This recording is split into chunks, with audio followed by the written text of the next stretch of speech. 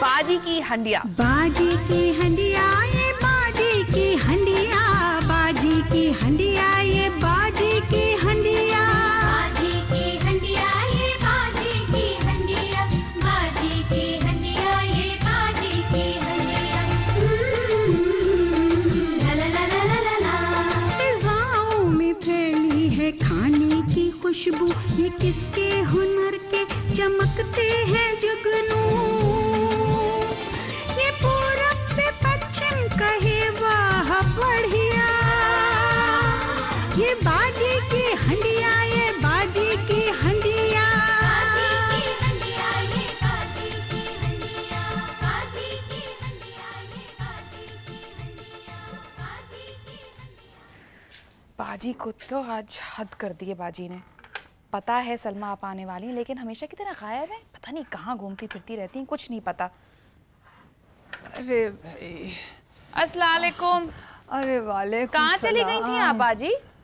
अरे और बेटा, मतलब साड़ी वाड़ी पहनी हुई बिल्कुल साध्वी लग रही हैं आज। अरे बेटा आजकल साधुओं का जमाना है, तो मैंने सोचा कि चलो मैं भी आज साधु बन के बाहर चली जाऊं। क्यों भाई, ऐसा क्या काम करने गई थी? मजाक क्यों कर रही हैं? अरे भाई बताती हूँ, जरा सांस तो ले लूं। अब वो तुम्हें पता है ना कि वो मुन्ने खां हमारे मोहल्ले से खड़े हो रहे हैं इलेक्शन के लिए। हाँ हाँ। तो कल रात को उनका फोन आया कि बाजी ऐसा करिए कि आप आ जाइए और मेरे लिए यहाँ वोटों के सिलसिले में एक भाषण दे दीजिए। मैंने कहा अच्छा मुन्ने फिक्र न करो, मैं आ जाऊंगी। हाँ। अब जब भाई मैं वहाँ मैदान में गई तो लोगों ने मुझको देख के नारे लगाने शुरू कर दिए, बाजी जिंदाबाद, बाजी जिंदाबाद। तो भाई जब मुन्ने खां ने कहा कि बाजी आप तो इतनी मशहूर हैं कि सब आपको देखते ही नारे लगा रहे हैं, तो ऐसा करिए कि आप मेरी जगह खड़ी हो जाइए और ये मेरा टिकट आप ले लीजिए और आप इलेक्शन लड़ लीजिए। अच्छा चलिए, वो तो बात सही है, लेकिन पहले आप मुझे बताइए कि आपका चिन्ह क्या है? हरी झंडी। ओफो। और सुन लो, हाँ। तुम कहीं तोता मैना को जाके वोट न दिया ना, हरी झंडी को वोट देना, समझ गई? चलिए वो तो मैं दे दूंगी, यानी कि जो भी शख्स आपके पास आएगा कोई भी प्रॉब्लम लेकर, आप उसे हरी झंडी दिखा देंगी। भाई ये तो बात की बात है, देखेंगे क्या करेंगे। चलो अब ये बताओ कि सलमा आने वाली थी, कहाँ है? आती होंगी, बस उनका ही इंतज़ार है। लेकिन बताएं बाजी, उनसे मिलकर मुझे बेहद खुशी हुई। मतलब उनको इतनी नॉलेज है कबाबों के बारे में और उसकी हिस्ट्री, और सबसे अच्छी बात मुझे लगी कि मतलब पुराने बर्तनों में खाना बनाती हैं। वो बाजी वो कौन सा, वो एक लगन। लगन। हाँ लगन। हाँ। मुझे इतना अच्छा लगा, मतलब इतना प्रैक्टिकल है। कहाँ खाक प्रैक्टिकल है। अरे आजकल के ज़माने में ना तो कलेगर मिलते हैं, ना वो पुराने लोग हैं, और इतने महंगे और नापैद हो गए हैं कि कुछ पूछो नहीं। अरे भाई हमारे ज़माने में गली गली आवाज़ लगाते आते थे, अरे पुराने बर्तन कलई करा लो, सिल रहा लो, रुई धुनवा लो।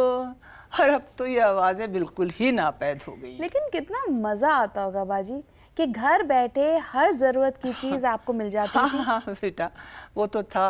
पुराने ज़माने में क्या बड़े बड़े दालान होते थे और उनमें पर फर्श पड़े हुए, गांव तकिए लगे हुए, और शाम को जनाब छिड़काव हो रहा है, इधर से बिट्टन खाला आ रही है फूलों के ढेर सारे गजरे लिए हुए, और हम सब बहुत सारे फूल पहन के बैठ जाया करते थे। कितना अच्छा लगा था। अगर तुम सच पूछो तो बिट्टन खाला की ही वजह से मुझे पहनने ओढ़ने का शऊर आया, और मेरे इस शौक को देख के अल्लाह बख्शे तुम्हारे नाना जान जब विलायत जा रहे थे तो वहाँ से मेरे लिए निहायत खूबसूरत कशीदाकारी की एक साड़ी लेके आए। और ये साड़ी जो थी वो मैंने कहीं एक महाराजा की शादी में पहन ली। बस भाई अब क्या था, मैं इतनी खूबसूरत लग रही थी, इतनी खूबसूरत कि मैं सारी महफिल में छा गई थी। मैं दिख रही थी। अरे बाजी आप उस जमाने की क्या बात कर रही हैं? आप तब तो खूबसूरत लगती थी, लेकिन अब भी कुछ कम नहीं लगती हैं। अरे भाई खूबसूरत चीज तो हमेशा खूबसूरत ही रहेगी, उसका ताल्लुक किसी उम्र से नहीं होता। नहीं बिल्कुल सही, वैसे वो तो आप सही कह रही हैं। जैसे कि ताजमहल पहले भी खूबसूरत लगता था और अब भी लगता है। बिल्कुल ठीक कहा तुमने। अच्छा ये बताओ, तुम्हारी सलमा आने वाली थी, अभी तक नहीं आई, कहाँ है वो? आती, अरे देखिए अस्सलाम लंबी वालेकुम। उम्र। अरे वाह, आओ सलमा, आओ, सलाम अस्सलाम वालेकुम। अस्सलाम वालेकुम। वालेकुम सलाम माशाल्लाह, बेटे, लंबी उम्र कैसी है। है बाजी आप आज? बस अच्छे वाह हैं। वाह, क्या कहने। आज तो तुम भी माशाल्लाह बहुत खूबसूरत लग भाभी रही पहले हो। तो मैं माजरत खा हूँ आप लोगों से, दोनों से। बिटिया ने भी इंतजार किया होगा और आपने भी। असल में एक फूड फेस्टिवल चल रहा है, बस मैं उसी में फंस गई कोई बात और नहीं, इसलिए मुझे आने में जरा देर कोई हो बात गई। नहीं। पिछली बार तो तुमने बहुत ही लजीज कबाब बनाए थे। आपका शुक्रिया भाभी। ये बताओ कि अब क्या बना रही हो? एक तो पहला कबाब है हुसैनी कबाब, जी। और फिर हम बनाएंगे शलूका। हुई का अरे शलूका तो पहनने का होता है, इसका नहीं। कबाब कहाँ से बन गया? बाजी, ये पहनने वाला शलूका नहीं, शलूका कमल ककड़ी।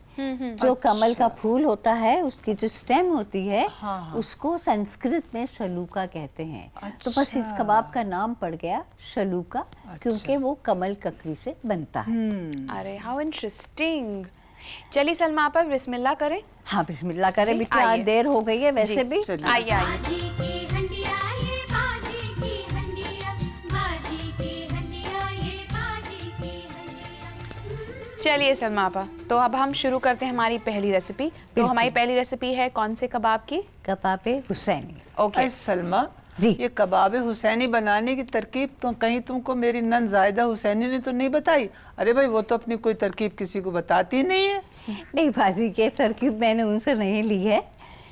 ये तरकीब बहुत पुरानी तरकीब है और इनको कबाब सुलेमानी भी कहते हैं, मगर ये मशहूर है कबाब हुसैनी के नाम से। अच्छा। तो पहले ज़माने में ऐसा होता था कि हर बावर्ची एक पकवान बनाता था और उसको अपने नाम से मंसूब कर लेता था, और इस तरह आपस में मुकाबला चलता रहता था। तो ये कोई होंगे किसी नवाब के या बादशाह के बावर्ची हुसैन, उन्होंने एक कबाब बनाया और उसको अपने नाम से मंसूब कर दिया। इस तरह ये कबाब हुसैनी कहलाए। और इस तरह के आपको बहुत से कबाब मिलेंगे जो कि बावर्चियों के नाम से मंसूब हैं। जी। तो अब हम शुरू करते हैं जी बनाना। बिल्कुल बिल्कुल। तो इसके इंग्रेडिएंट्स बताइए सलमा आपा पहले। पहले तो आपको बोनलेस गोश्त चाहिए, फिर उसके बाद आपको कच्चा पपीता चाहिए। अब कच्चे पपीते के बारे में भी ये सुनो कि कच्चा पपीता जब हम पेस्ट करते हैं तो कच्चा पपीता आप छीलिए नहीं, क्योंकि सारा कुछ रहता है इसके छिलके में। अच्छा। तो टेंडराइजिंग इस छिलके में होती है, तो आप इस छिलके के साथ उसको ग्रेट करिए और फिर उसको गलावट के तौर पर लगाइए। फिर हम लेंगे अदरक और लहसुन, और उसके बाद हम अदरक लहसुन आएगा। उसके बाद हम लेंगे सफ़ेद मिर्च, काली मिर्च की बजाय सफ़ेद मिर्च है, गरम मसाला है, नमक है, कुटा हुआ धनिया है, नींबू का रस है, दही है और आखिर में दूध।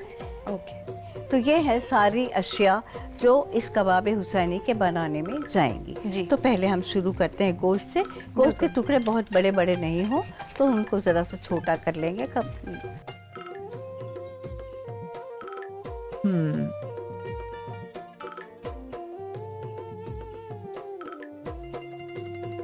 क्यों, जैसे कल ये बताया कि बहुत बड़ी बड़ी छोटी छोटी बोटियां रहेंगी तो एकदम सुकड़ जाती है। तो आपको देखना है कि बोटियां ठीक है, अगर छोटी करने वाली है तो आप उसे छोटी करिए, और अगर छोटी करने वाली नहीं है तो आप उसे छोटी ना करिए। जी। अब हम इसमें डालेंगे कच्चा पपीता। अच्छा। और कबाबों में हमेशा गलावट लगती है या कच्चे पपीते की लगती है या कचरी की लगती है। कचरी कचरी एक फल होता है ओके। और उसको भी कद्दूकश करके उसको मिलाया जाता है। तो क्या तुम ये दोनों डाल रही हो? हम अदरक लहसुन भी डाल रहे हैं। ये हाजिमा भी होता है। अब आप गोश्त करते हैं, गोश्त के साथ अगर हम अदरक लहसुन का इस्तेमाल करें तो उसके बड़े फ़ायदे भी हैं। मेरा मतलब कहने का ये था कि कचरी और पपीता क्या दोनों एक साथ ना, डालते दोनों हैं? एक साथ नहीं। एक चाय का चम्मच आपको और नींबू का रस लेना है। फिर हम डालेंगे वाइट पेपर इसमें। वाइट पेपर अपने मिजाज के मुताबिक पे तुम डाल सकती हो। जी। और उसके बाद हम गरम मसाला डालेंगे इसमें और इसको हम अच्छी तरह से मिलाएंगे।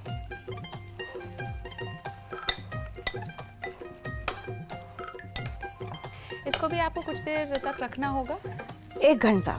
अच्छा। क्योंकि हर एक चीज़ में, जैसे कबाब जब हम बनाते हैं तो मसालों का जज्ब होना गोश्त में जरूरी बहुत होता ज़्यादा ज़रूरी है। अच्छा भाई बानो, जी बाजी।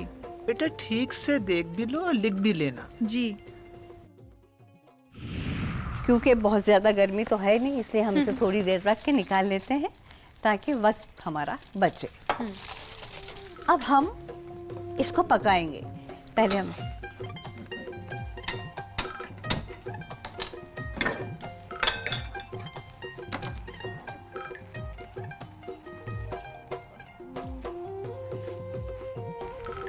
वैसे इस समय पर मैंने नोटिस किया कि आपने तेल बहुत कम डाला, मतलब यानी कि इसको डीप फ्राई एज सच नहीं किया नहीं, नहीं, जाता, लेकिन इसको सिर्फ जैसे एक तेल डालते सौते हैं का क्योंकि जैसे फिर होता है। बहुत खुश्क ना हो जाए। जी।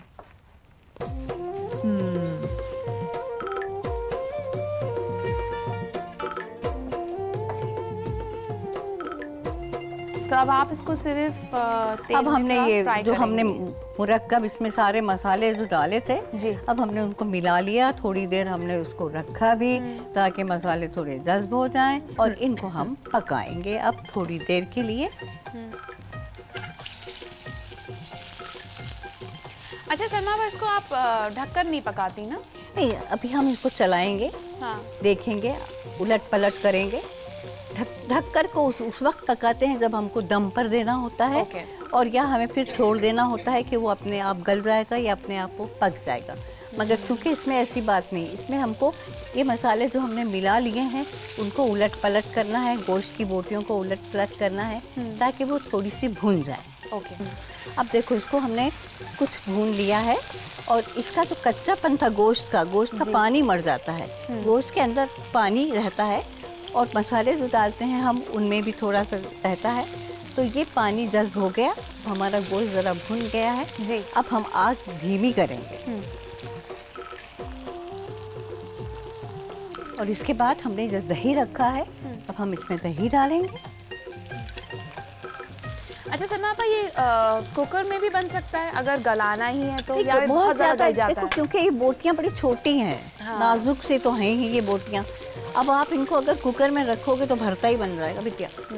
दही डाल करके हम फिर उसको भूनेंगे, दही का पानी खुश्क हो जाएगा, फिर उसके बाद हम इसमें पिसा हुआ धनिया और नमक डालेंगे।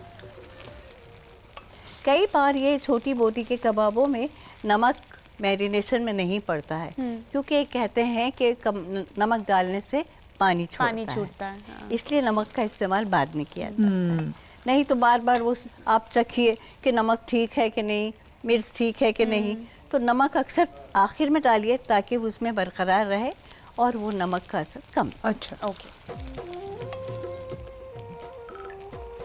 अब हम इसके अंदर, हमारे पास ये, हमने धनिए का पाउडर नहीं लिया है जी। हमने साबुत धनिया लेकर के और उसको पाउंड किया है, कूटा है। ओके। अब ये कूटा हुआ धनिया, क्योंकि इसकी खुशबू अलग होती है, और फिर अब हम इसमें नमक डालें। मुझे खुशबू यहाँ तक आना शुरू हो गई। हो गई है? जी। अरे वाह क्या बात है।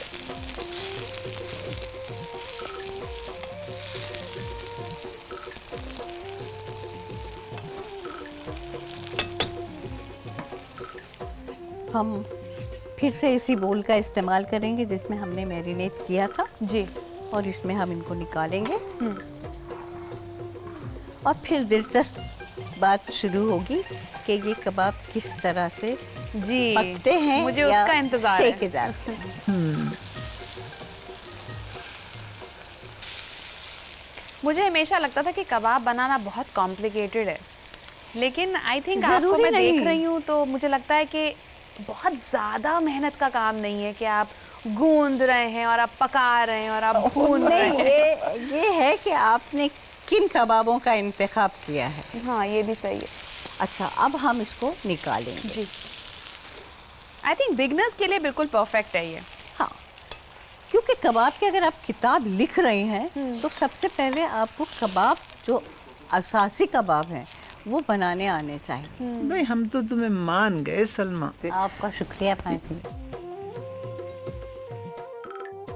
वैसे पता है सलमा आपा, मैंने बैठे बैठे सोच लिया है कि जो मेरी अगली किताब इंशाल्लाह जो मैं लिखूंगी जी उसमें मैं कबाब का सफ़र उसका टाइटल रखूंगी और आप मेरी पूरी रिसर्च करने में मेरी मदद भी करेंगी और मुझे वो पूरी history, because I think it's very interesting. जी। अब हम ये कबाब, हमने ये बोटियाँ निकाल ली हैं इसमें से, दही से। अब हम इनको थोड़ा ठंडा होने देंगे। जी ठंडा होने के बाद आपने ये देखे बांस की सीखें हैं हमारे हाथ जी, में। जी। हाँ, हम इनको पिरोते हैं इनमें। ओके। एक बोटी आपने इसमें डाली और इसमें आपने एक अदरक का टुकड़ा पिरोया और उसके बाद आपने इसमें एक प्याज पिरोई। जी फिर आपने एक टुकड़ा इसमें लिया और उसको भी पिरोया। इस तरह आपका कबाब आगे बढ़ता चला जाएगा और आपके पास ये सीखें तैयार हो जाएंगी। जब आपके पास ये सीखें तैयार हो जाए तो फिर आप दूसरा अमल होगा कि हम इनको फिर से कढ़ाई में डालेंगे। तो मैं आपको बताती हूँ।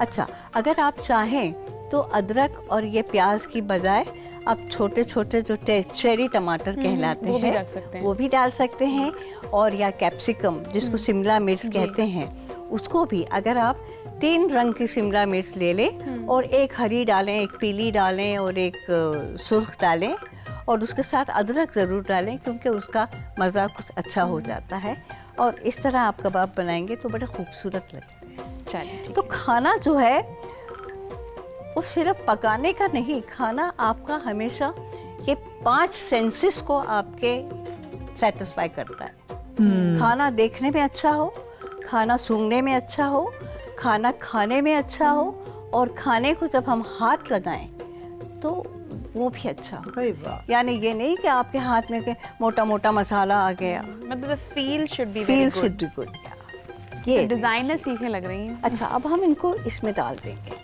कि अब छोटी सीखों का इस्तेमाल ये है कि आपकी कढ़ाई इतनी होती है छोटी कि इसमें ये सीखें आराम बआसानी से आ आ जाती हैं। अब हम इसके अंदर फिर से हमें हमारे चूल्हे की ज़रूरत होगी। आंच धीमी रखिए और अब हमारे दूध का काम शुरू होता है। आप इस पर हल्का दूध डालेंगे ताकि आपके कबाब जो है ज़रा से और मुलायम हो। भाई वाह, दूध भी पड़ता है इसमें? जी, बस दूध इतना हो कि उसमें वो उलट पलट हो जाए।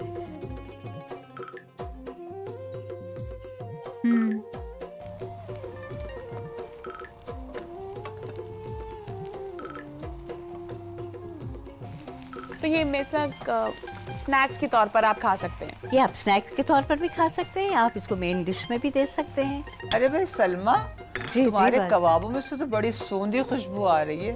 अब भाई अब हमसे सब्र नहीं होता, अब तुम बाजी। हमको कबाब खिलाने के लिए दो।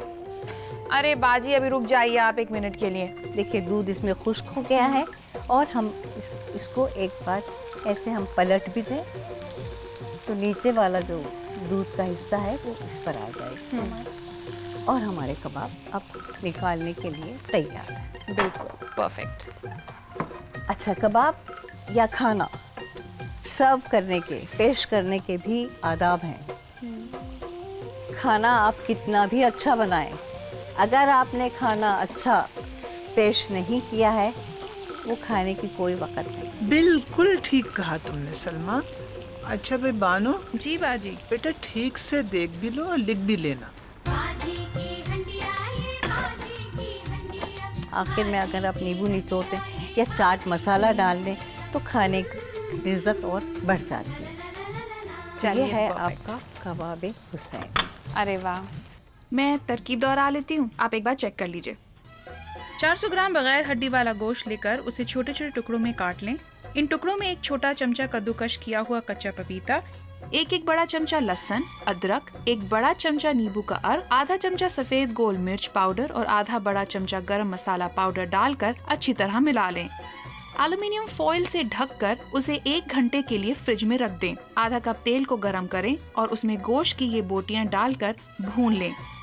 पूरा पानी खुश्क होने से पहले 3 बड़े चमचे दही, 1.5 चमचा कुटा हुआ धनिया और 1 छोटा चमचा नमक डालकर अच्छी तरह पका लें। एक प्याले में निकालकर कुछ देर ठंडा होने दें। इन बोटियों को फिर बांस की सीखों में अदरक और कच्ची प्याज के टुकड़ों के साथ पिरो लें। हल्की आंच पर फ्राई पैन में थोड़ा घी फैला लें। बांस की सीखों में पिरी इन बोटियों को रखें और 5-6 बड़े चमचे दूध डालकर 5-6 मिनट पकाएं। कटी हुई कच्ची प्याज, हरी मिर्चें और टमाटर के साथ सजाकर पेश करें। तो ये थे आपकी पहली तरकीब, जिसे आपने बखूबी लिखा भी है। हाँ। और मेरे हिसाब से ये अच्छा बना भी है। बिल्कुल और अच्छा बना खाकर होगा। आपको मजा आए। अच्छा सलमा आपा, अब हम लोग शलूका कबाब सीखेंगे, शलूका, जो बाजी समझ रही थी कि कुछ पहनने वाली चीज है। जी। शलूका ये है कमल ककड़ी, अच्छा, जिसको इसे कश्मीर में कहते नादरू हैं भी कहते हैं। शलूका। ठीक है। अच्छा, ये कमल ककड़ी है, इसी पर कमल का फूल खिलता है। तो पहले तो हम इसको लेकर के हम इसको खुरच लेते हैं। खुरचने के बाद इसकी शक्ल ये हो जाती है, हम छोटे टुकड़ों में काट लेते हैं और उसके बाद इसके छोटे छोटे हम टुकड़े कर लेते हैं। और इनको अब हमने पानी गर्म रखा है, वो पानी ऑलरेडी जोश खा रहा है। अब हमने इनको डाल दिया है, थोड़ा सा पानी हम और इसमें डालेंगे।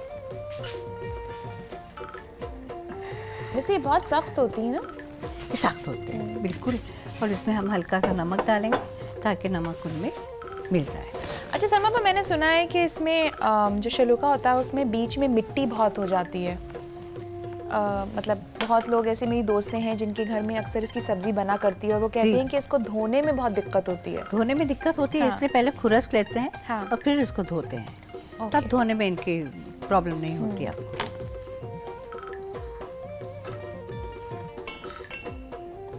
जब हम ये हो जाता है, मतलब तब हम इसको पीसते हैं ओके। और हम तब तक ये सॉफ्ट भी हो जाता है। ताकि वो सॉफ्ट हो जाए। और पीसने के बाद इसकी शक्ल ये होती है। ओके। वाह, और जब पिस जाता है तब हम इसके अंदर काली मिर्च डालते हैं। उसके बाद हम इसमें थोड़ी वाइट पेपर भी डालते हैं। अब छोटा चमचा दे देते हैं। हल्का सा नींबू का रस डालते हैं ताकि जायका ज़रा सा अच्छा हो, मगर इसमें पानी का जूस भी होता है तो बहुत ज़्यादा ना डालिए। हमने नमक ऑलरेडी उसमें डाल दिया है, तो नमक चखने के बाद दूसरा नमक इसमें डालिएगा आप इसमें थोड़ी सी हरी मिर्ची भी डालेंगे। अच्छा, जब पीसा था इसको आपने और तो इसमें कोई मसाले नहीं डाले थे? नहीं, तब पीसते कुछ वक्त नहीं डाला हमने इसको अच्छा। फौरन पीस लिया। खाली पीस लिया? जी। और उसके बाद अब हम इसको मिलाएंगे। और इसको बड़े एहतियात से बनाना होता है क्योंकि ये इसका मुरक्कब ज़रा मुलायम नरम होता है। हाँ, मुझे लग रहा है ये बाद में कहीं ऐसा ना हो कि ये बिल्कुल लिसा हो जाए।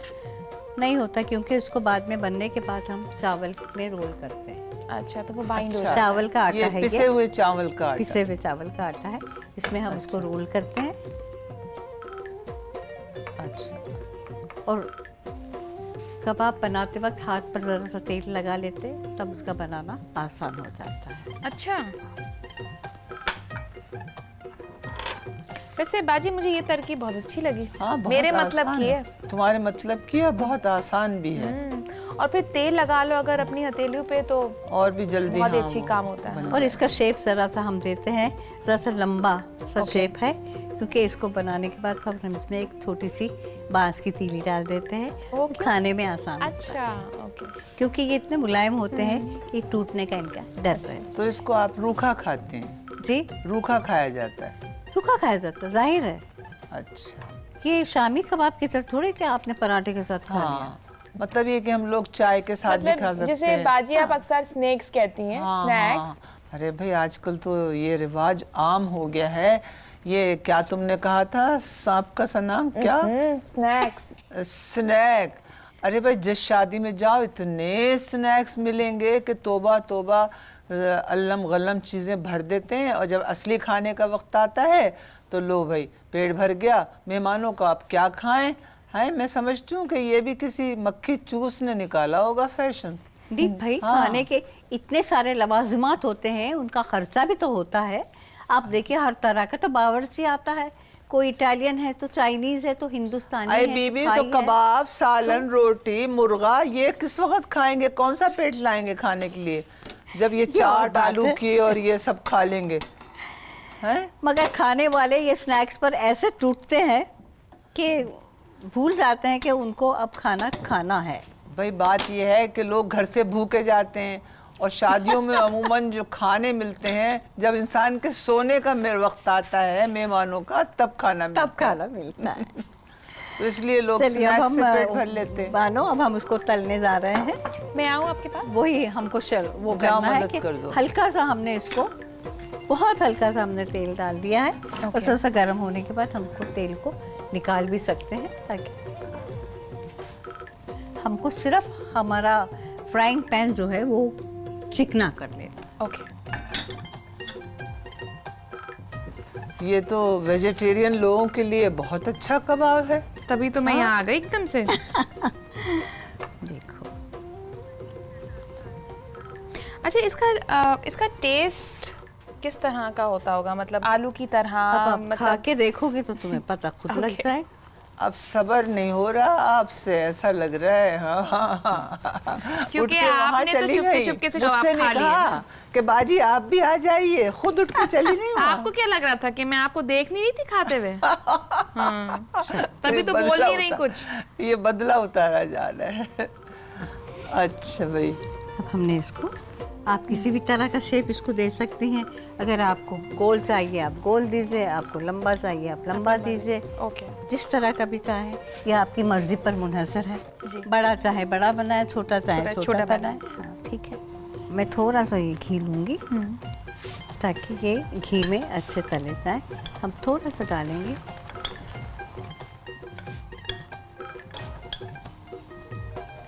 सलमा आपा, जब तक आप कबाब फ्राई कर लेती हैं तब तक मैं तरकीब दोहरा लेती हूँ। आप आपका बताइए कि बिल्कुल सब कुछ वो सही बहुत है? ज़रूरी है। चलो भाई, अच्छा अब तुम लिख लो अपनी रेसिपी। अच्छा सलमा आपा, दोहरा रही हूँ मैं। खुरच कर साफ की हुई 250 ग्राम कमल ककड़ी को गोल गोल टुकड़े करके आधा कप पानी में चुटकी भर नमक डालकर गला के पीस लें। पिसी कमल ककड़ी के मुरक्कब में 1 बड़ा चमचा काली मिर्च पाउडर और 1 बड़ा चमचा सफेद गोल मिर्च पाउडर, 1 चमचा नींबू का अर्क, कटी हरी मिर्चें और कटा हरा धनिया अच्छी तरह मिला लें। हथेलियों पर थोड़ा सा तेल मलकर गोल टिकिया बना लें। चावल के आटे में दोनों तरफ से लिपटी इन टिक्कियों को कम तेल में तल लें। कटा हरा धनिया और फिटा हुआ दही और लाल मिर्चों के साथ पेश करें। परफेक्ट। चलिए, आप एक काम करिए, आप बैठिए, मैं तब तक सब लेकर आती हूँ। आओ भाई सलमा, यहाँ आओ मेरे पास, यहाँ बैठ के चलिए। खाते हैं। आओ। आपकी रुदात भी कुछ सुन लें हम। बहुत तुमने इंतजार कराया, हाँ इतनी देर हो गई, इतना बढ़िया बढ़िया खाना बनाया और इतना इंतजार। चलिए, कहते हैं नहीं, कि अच्छे जिस से चीज करो में कहते हैं कि जिस चीज में इंतजार होता है जी, वो हमेशा बढ़िया होती है। आए, अल्लाह का शुक्र करूंगी अगर आपको पसंद आ जाए। नहीं, जरूर आएगा। अरे भाई बानो, कितनी देर लगाओगी? बस 2 मिनट बाजी। नई कोशिशों में रिवायत का तड़का, ये खाने में लज्जत के दिल सबका धड़का।